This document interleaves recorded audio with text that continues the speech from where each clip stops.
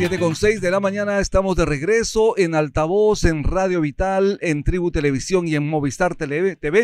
Estamos ya acompañados del doctor Hugo Mendoza, él es abogado penalista. Muy buenos días, doctor Mendoza, bienvenido a Altavoz. ¿Cómo está usted? Muy buenos días, gracias por la invitación. Y también estamos con Néstor Balqui, abogado, director de Legal War Rooms S.A. Muy buenos días, ¿cómo está usted, doctor? Bienvenido. Rumi, muchas gracias. Un gusto estar con tu vasta audiencia. Muchísimas gracias. Doctor Mendoza, ¿qué le parece a usted esta decisión del Tribunal Constitucional? Obviamente de dejar sin efecto todos los alcances, en este caso el juicio que se le seguía a Keiko Fujimori y obviamente a Fuerza Popular por esta situación, ¿no? El de haber recibido presuntamente dinero ilícito en las campañas electorales 2011-2016. Bueno, en principio debemos precisar que el pronunciamiento del Tribunal Constitucional yo lo dividiría en dos partes importantes. En relación al delito de lavado de activos, sobre el cual inicialmente la Fiscalía imputaba a Fuerza Popular y a Keiko Fujimori por el caso denominado Los Cócteles. La primera imputación o inicial que hace la Fiscalía es que habría recibido, como todos sabemos, supuestos aportes de campaña de Odebrecht y que habría aparentado haber sido obtenido por estos cócteles. Sin embargo, esta imputación recaía en un elemento o en una modalidad de lavado de activos denominada receptación, la cual había entrado en vigencia recién a partir de noviembre del 2016. Y la imputación de haber recibido esto o haberse cometido este supuesto de lavado de activos era hasta antes de noviembre del 2016.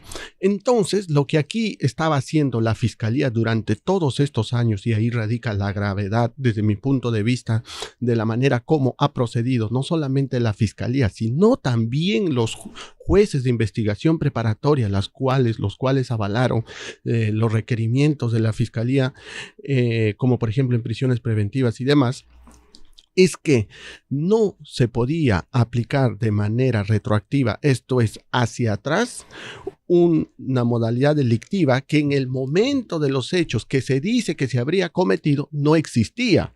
Y eso pues vulnera claramente un principio, una garantía constitucional, y digo constitucional porque está regulado en nuestra constitución política, que se llama el principio de legalidad.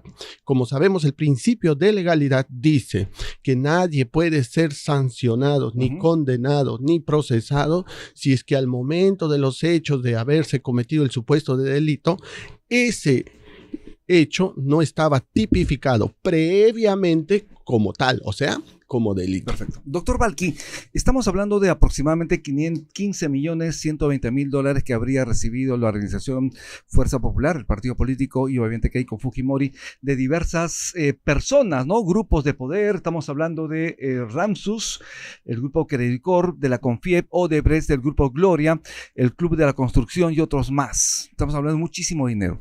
En ese sentido, lo señalado por el Tribunal Constitucional, lo determinado, efectivamente, ¿es efectivamente así o tiene usted una visión contraria?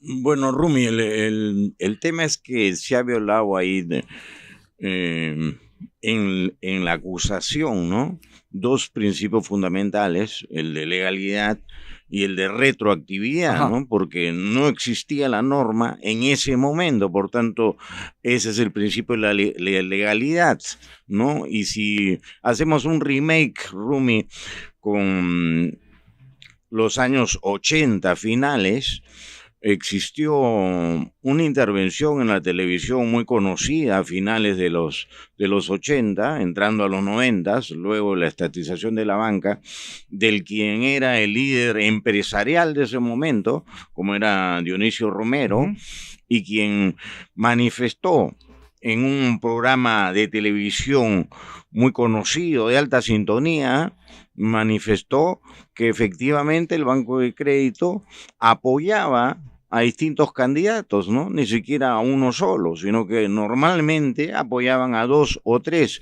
Y en ese momento nadie se rasgó las vestiduras, Rumi, nadie dijo esto es un delito, y por tanto, no existiendo la norma, no podía darse con un delito porque ello sería violar el principio de legalidad, ¿no? Entonces, es imposible que luego en materia penal se dé una norma y se pretenda aplicar retroactivamente cuando antes no había constituido delito. No puede ser posible que luego una norma que en materia penal solo puede funcionar hacia adelante la hayan tratado de aplicar los tribunales con retroactividad, ¿no? Ello es absolutamente ilícito, y vamos a que antes, Rumi, era totalmente una práctica, digamos, de las campañas. Tú sabes, antes, digamos, la campaña de Alan García prácticamente empezó la campaña presidencial de en 1982, octubre, cuando es elegido secretario general,